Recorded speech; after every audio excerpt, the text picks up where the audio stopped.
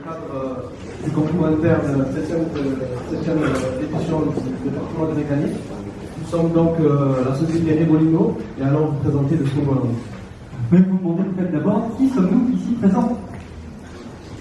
Bonjour. Bonjour. Je m'appelle Damien Souris et je suis le PDG de la société Regolino avec ma double compétence managériale et technique.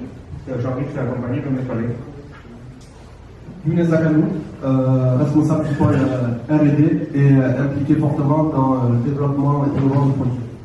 Quant à moi, je m'appelle Quentin Capel, je suis le directeur commercial de l'entreprise et j'ai déjà de l'expérience dans le marché que nous voulons cibler. Maintenant que les présentations sont faites, nous allons vous dire ce que fait notre société. Regolino est un bureau d'études spécialisé dans le divertissement et il a été créé suite à la naissance d'une suite colonne. Mais avant de rentrer dans le vif du sujet, laissez-moi vous raconter une petite histoire. C'est l'histoire de 3 jeunes hommes, beaux, forts, intelligents, ou 3 quoi, en train de chercher l'idée du siècle, qu'on leur trouve s'écrire, et les gars, vous vous souvenez quand on était gamin, c'était fun, c'est incroyable, c'était le bon temps, et la balançoire, mais c'était génial ça aussi, on se balançait, c'était trop cool, et on se remémorait la nostalgie. Mais on s'est vite rendu compte que la balançoire, on était vite ses limites quand même. On faisait qu'un seul mouvement, on avait tout essayé pour prendre ça plus fun, se mettre debout, faire le tourniquet, sauter après, mais rien ne faisait. Et c'est là que ça a fait le boom. On a eu le déclic. Il nous fallait une nouvelle balançoire, une balançoire plus fun, une balançoire à sensation, le Swingoland. Mais qu'a-t-elle de plus cette balançoire? Donc, c'est un fait de dire que toutes les balançoires ont toujours présenté une même trajectoire de balancement. Nous avons le produit pour les jeunes qui en demandent plus. Avec Swingoland, les sensations restent inattendues, toujours surprenantes, en emmenant son utilisateur dans un mouvement atypique, ce que les balançoires classiques ne proposent pas. Il faut savoir qu'on n'a pas une concurrence directe. On n'a qu'une concurrence indirecte. Dans les top 3 des ventes, on a la balançoire à 15,99 € qui présente un balancement à trajectoire simple. Après, on a une balancelle à 59,90 € qui présente elle aussi un balancement à trajectoire simple. Et enfin, dans les top 3 des ventes, on a le Bissali à un prix de 70 € et aussi elle présente un balancement à trajectoire simple, mais cette fois-ci en vis-à-vis. On peut conclure que notre produit n'existe pas dans le marché et que la fourchette de la concurrence indirecte se situe entre 15,99 € et 70 €. Mais maintenant qu'on a vu la concurrence, qu'est-ce qu'on peut dire du marché? Donc, notre objectif est de nous établir sur le marché français, donc qui est classé second en Europe, après le Royaume-Uni, et estimé à plus de 3 milliards d'euros en 2016, avec de bonnes prédictions jusqu'en 2020. Donc notre produit s'inscrit dans le secteur sport et loisirs, donc il représente 12% de ce marché et un peu moins de 400 millions d'euros. Les principaux distributeurs de balançoires et autres jouets plein air sont les suivants: Soulet, Amka, Smoby et Wiki. Donc notre stratégie est de créer un partenariat avec le leader de ces distributeurs, à savoir Soulet, pour améliorer notre image de marque et diviser les coûts de communication. Maintenant qu'on a vu le marché, qu'est-ce qu'il y en a par rapport à la demande?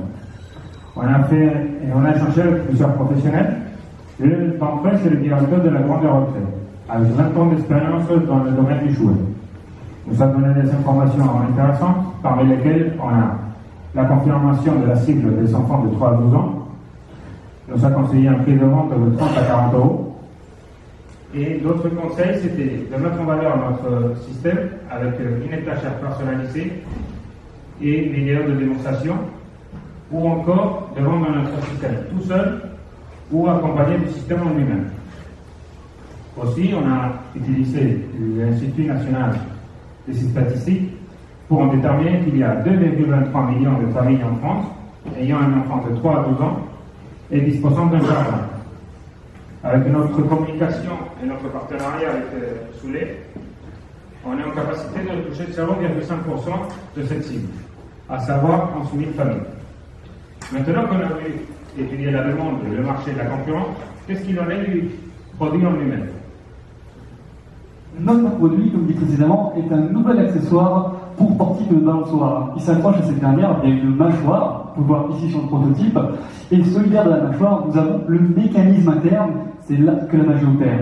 Ce mécanisme est caché par une boîtier d'habillage, qui, comme son nom l'indique, sert surtout à l'esthétique, mais également à protéger un peu plus de l'environnement et de tout élément intrusif.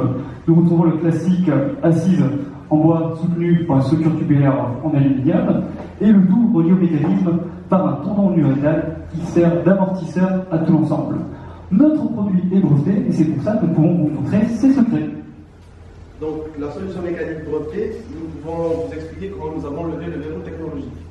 Donc, le système est composé d'une piste de roulement à 2 niveaux, qui peut être parcourue uniquement dans un sens, et d'un train de roulement qui lui-même est fixé à un arbre, disons pivotant par rapport à cette même piste de roulement. Donc, le passage du niveau supérieur au niveau inférieur se fait uniquement par une chute due à la gravité, et s'ensuit une prise d'élan qui permet le passage du niveau inférieur au niveau supérieur à travers un cliquet qui est uniquement franchissable de bas en haut. Donc ce modèle probatoire a été réalisé par impression en 3D pour valider la cinématique, mais le produit industrialisé, lui, sera pensé en alliage d'aluminium afin de répondre à des exigences de sécurité. Par rapport aux normes, il faut savoir qu'on a les directives et les normes en elles-mêmes. Les directives, elles sont obligatoires, mais les normes, elles sont optionnelles. Mais compte tenu de la sécurité de notre futur client, on va s'aligner par rapport à toutes les normes qui nous concernent. On a aussi mis en place des pictogrammes dans la 6 afin de communiquer à notre futur client la façon correcte de s'en servir du single. Aussi, la prise en compte des normes est accompagnée d'un coût qu'on estime à 10 000 euros. Maintenant qu'on respecte les normes, ça c'est cool, mais respecter l'environnement, c'est encore mieux.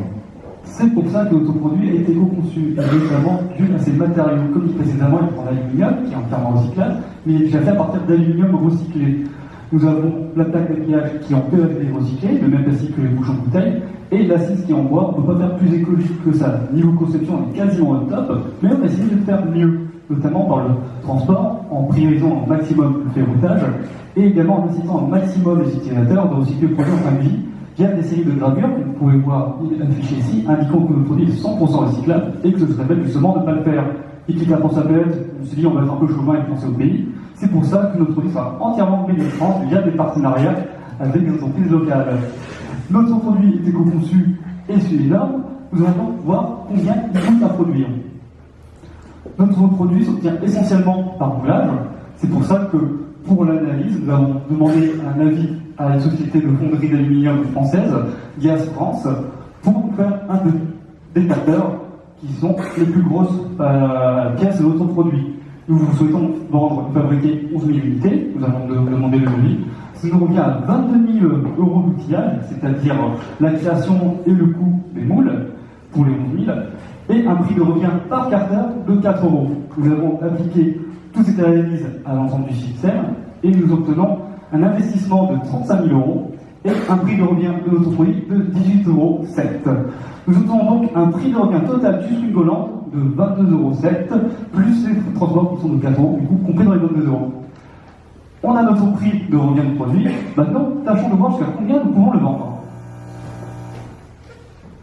En résumé, on peut voir qu'on a un produit nouveau dans le marché et on va s'aligner dans la fourchette de la concurrence indirecte, à savoir de 15,99 € à 70 euros. On a testé aussi la demande avec un prix de 30 à 40 euros et on a un prix de revient de 22,07 €.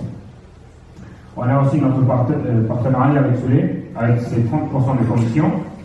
Mais il faut savoir que pour mettre en place un prix de vente, il faut aussi tenir compte de nos fins internes et notre marge. C'est comme ça qu'on arrive à un prix final de 39,99 €.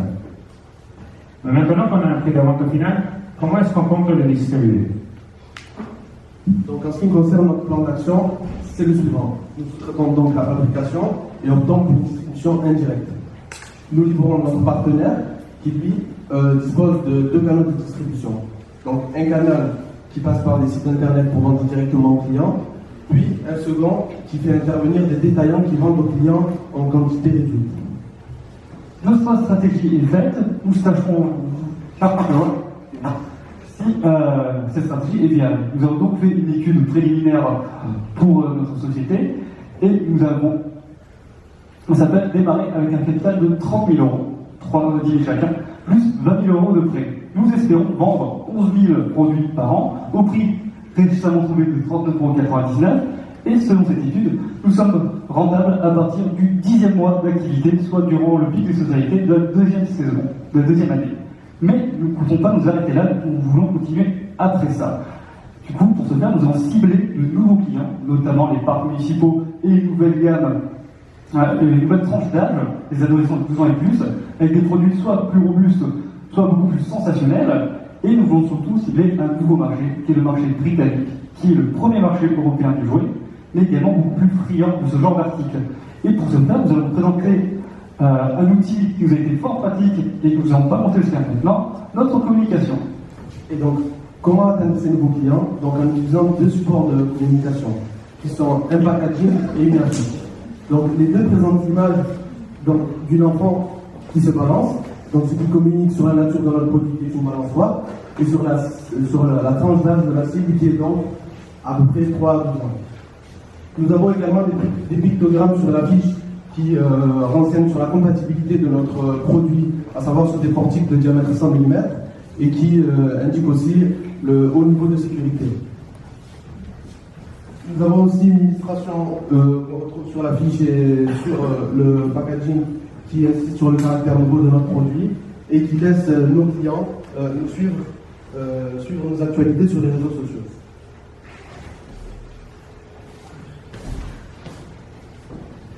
Après, notre présence en ligne va se faire à travers notre partenaire Souvé, où on peut voir notre produit dans la première page avec le logo de nouveau pour attirer l'attention des futurs internautes.